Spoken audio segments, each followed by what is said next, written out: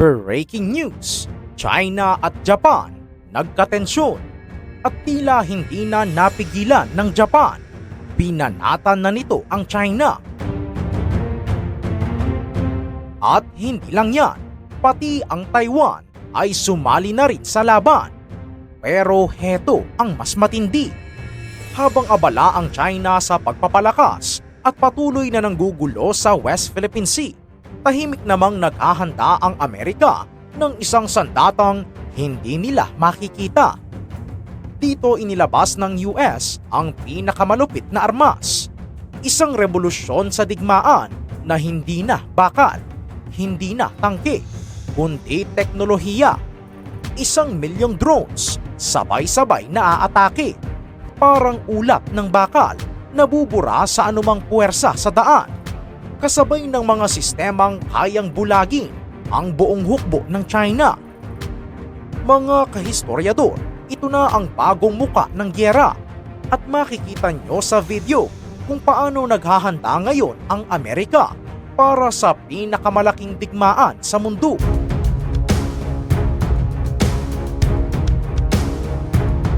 Mga kahistoryador, kamakailan lang sunod-sunod ang naging matapang na pahayag ng bagong Prime Minister ng Japan na si Sanai Takaichi. Sa isang parliamentary session, diretsahan niyang binanatan ang China at sinabi na kung sakaling atakihin ng China ang Taiwan, ito ay may tuturing na isang survival-threatening situation para sa Japan. Ano ang ibig sabihin nito? Ibig sabihin, handa ang Japan na gamitin ang kanilang militar, ang kanilang self-defense forces para tulungan ang isang kaalyado. Isipin nyo to, sa kauna-unahang pagkakataon, isang leader ng Japan ang hayagang nagsabi na posibleng makialam sila sa gulo sa Taiwan Strait. Dati, puro sila strategic ambiguity o paligoy-ligoy para hindi magalit ang China. Pero ngayon, wala nang preno-preno. Sinabi ni Takaichi na kailangan nilang paghandaan ang worst case scenario. At hindi lang yan, inisnab ni Prime Minister Takaichi ang China sa pamamagitan ng hayagang pakikipagkita sa isang mataas na opisyal ng Taiwan sa isang summit at pinost pa niya ang mga litrato sa social media. Imagine ninyo ang pamabastos na naramdaman ng Beijing dito. Para mo na ring sinabing, hindi kami takot sa inyo. Ang reaksyon ng China, galit na galit. Nag-file sila ng mga protesta. Tinawag ang mga sinabi ni Takaichi na erroneous at dangerous at isang malaking panghihimasok sa kanilang internal affairs.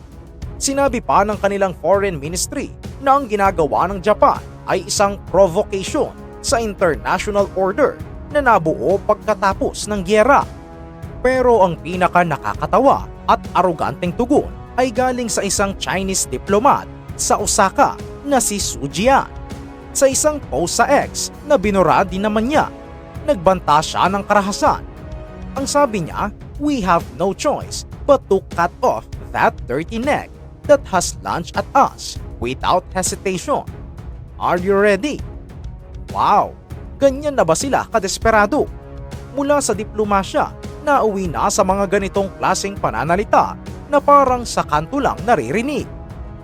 Dahil dito, kinundi na agad ito ng Japan bilang extremely inappropriate. Pati ang ambasador ng US sa Japan ay nagsabi na ang komento ng Chinese diplomat ay isang direktang pagbabanta kay Prime Minister Takaichi at sa buong Japan. Ang dating tahimik na Japan, ngayon ay isa ng warrior sa mata ng kanilang pinakamalakas na kaalyado, ang Amerika. Mismong si US Defense Secretary Pete Hegseth ang nagsabi na ang Japan ay isang indispensable o napakahalagang partner para pigilan ang agresyon ng China. Tinawag niya pa itong cornerstone of peace and security sa Indo-Pacific. Samantala, ang Ministry of Foreign Affairs ng Taiwan ay direktang tinawag ang China bilang isang destabilizing force sa rehiyon. Tinawag din nila ang mga military drills ng China bilang mga irrational provocations at hinimok ang Beijing na itigil na ang mga walang kwentang pananakot na ito na nagpapalala lang ng tensyon. Isipin nyo ang bigat ng mga salitang ito. Hindi sila nagmamakaawa. Hindi sila sumusuko. Buong tapang nilang sinasabi sa buong mundo na ang China ang tunay na troublemaker. Ayon sa Mainland Affairs Council ng Taiwan, ang patuloy na pananakot ng China ay patunay lang ng matinding poot ng Beijing sa kanila. At hindi lang sa salita lumalaban ang Taiwan, mga kahistoryador. Pinalalakas nila ang kanilang depensa. Hinihimok nila ang lahat ng demokratikong bansa sa mundo na suportahan sila at pigilan ang ambisyon ng China na sakupin sila. Ang mensahe nila sa China ay simple. Determinado kaming labanan ang anumang tangka ninyong pagsako. Pero ang laban ay hindi lang sa militar. Ang China ay gumagamit na rin ng tinatawag na lawfare at cognitive warfare para takutin ang mga Taiwanese. May mga report na tumataas ang bilang ng mga Taiwanese na basta na lang dinedetain o nawawala kapag naglalakbay sa China. Noong nakaraang taon, 55 na kaso ang naitala. Ngayong taon, umabot na sa 178. Sinusubukan din nilang takutin ang mga mambabatas ng Taiwan. Isang mambabatas, si Puma Shen, ang tinarget ng state-run media ng China at pinalaan na siya ang isusunod. Pero ano ang sabi ng gobyerno ng Taiwan? Ang China ay walang jurisdiction sa kanila at ang mga paratang na ito ay walang basehan at gawa-gawa lang. Pero heto ang mas matindi. Kung ang Japan ay nagpakita ng tapang sa diplomasya at ang Taiwan ay sa paninindigan, ang Amerika naman ay naghahanda ng isang suntok na hindi makikita, hindi maririnig, pero kayang lumumpo sa buong sandatahang lakas ng China. Nakalimutan na natin ang tradisyonal na giyera. Hindi na ito tungkol sa kung sino ang may pinakamaraming tangke o sundalo. Ang giyera ng hinaharap na nangyayari na ngayon ay labanan sa teknolohiya. At sa larangang ito, ipapakita ng US kung bakit sila pa rin ang numero 1. Unahin natin ang nasa himpapawid. Pero hindi ito mga eroplano. Ito ay mga drones. At hindi lang basta drones. Ang plano ng US Army, 1,000,000 drones na susunod sa 2 hanggang 3 taon. Uulitin ko, 1,000,000. Sa kasalukuyan, bumibili sila ng mga 50,000 drones kada taon. Ang planong ito ay isang 20-fold increase. Bakit? Dahil natutunan nila ang leksyon mula sa mga giyera. Tulad ng sa Ukraine, nakita nila kung paano kayang sirain ng maliliit at murang drones ang mga dambuhalang tangke at mamahaling equipment. Ang bagong doktrina ng US Army ay ituring ang mga drones na hindi bilang isang mamahaling asset, kundi bilang expendable munitions. Parang mga bala na handa mong ubusin para manalo. Isipin nyo ang isang kuyog ng 1,000,000 drones. Parang isang tsunami ng bakal at teknolohiya na sabay-sabay nasusugod sa mga base militar, mga barko at mga sundalo ng China. Paano mo ito lalabanan? Paano mo ito pipigilan? Sabi nga ng isang mambabata sa Amerika, mahigit 80% ng mga namamatay sa modernong giyera ay dahil sa drones.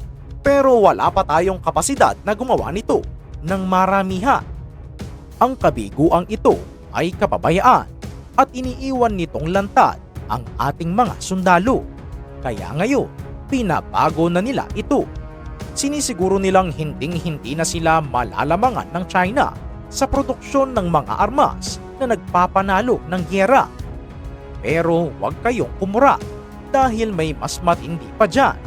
Isang sandata na tahimik, hindi nakikita, pero mas mapaminsala.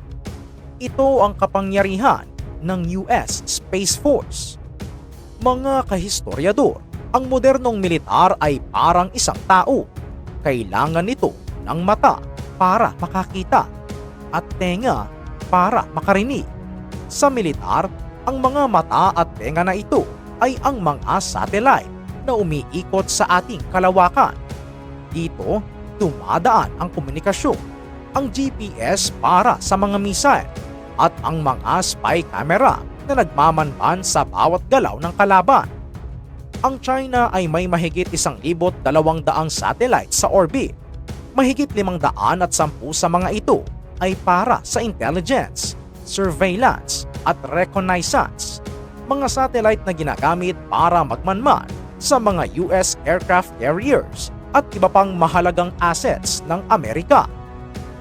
Ano ang gagawin mo kung gusto mong talunin ang iyong kalaban? Bulagin mo siya, at iyan mismo ang plano ng US Space Force.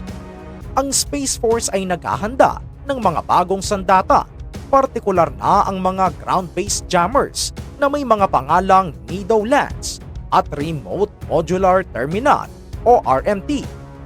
Ano ang ginagawa ng mga ito? Simple lang, para silang isang napakalakas na speaker na itinutok mo sa tenga ng kalaban mo para wala na siyang marinig. Yes, ang mga jammers na ito ay idinesenyo para guluhin o i-block ang signal ng mga satellite ng China. Sa oras na magkagulo, i-on ng US ang mga jammers na ito. Biglang ang mga modernong barko ng China ay hindi na makakapag-usap. Ang kanilang killer missiles ay hindi na malalaman kung nasaan ang kanilang target. Ang kanilang mga general sa Beijing ay biglang magiging bulag sa kung ano ang nangyayari sa battlefield. Isipin mo ang chaos, isang buong sandatahang lakas na biglang naputulan ng komunikasyon. Nabura ang kanilang mga mapa at hindi na makita ang kanilang kalaban. Ito ay isang total paralysis at magagawa ito ng US nang hindi nagpapaputo ng kahit isang missile sa kalawakan na siyang iniiwasan ng lahat para hindi magkaroon ng space debris. Ayon kay General Chan Salzman, ang commander ng US Space Force, naniniwala ang China na ang pag-atake sa mga satellite ng US ay isang paraan para pigilan ang Amerika na makialam sa isang regional conflict. Ngayon, ipinapakita ng US na kaya rin nilang gawin ito at mas epektibo pa. Ang mga bagong jammers na ito ay mas madaling ikalat sa buong mundo at pwedeng i-operate ng remote.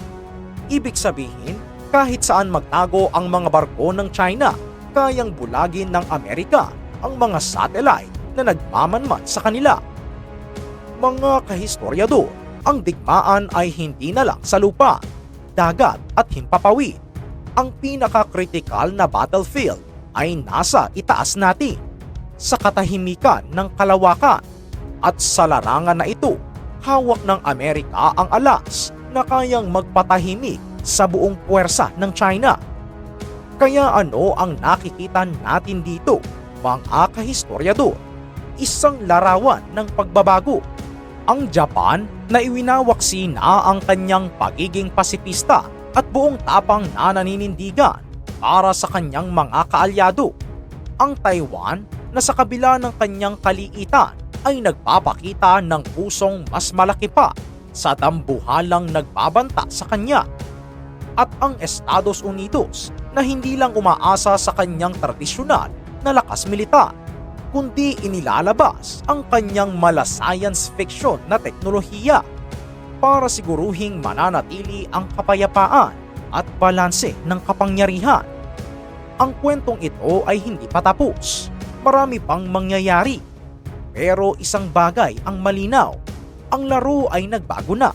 At sa bagong larong ito, ang China ay nahaharap sa isang kalaban na hindi nila basta-basta matatalo.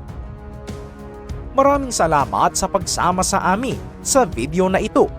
Ano sa tingin ninyo, mga kahistoryador? Sino ang mananaig sa huli? I-comment sa ibaba ang inyong mga saloobin. Huwag kalimutang mag-like, share at mag-subscribe sa ating channel para sa mas marami pang malalim na pagsusuri sa mga kaganapan sa ating mundo. Maraming salamat.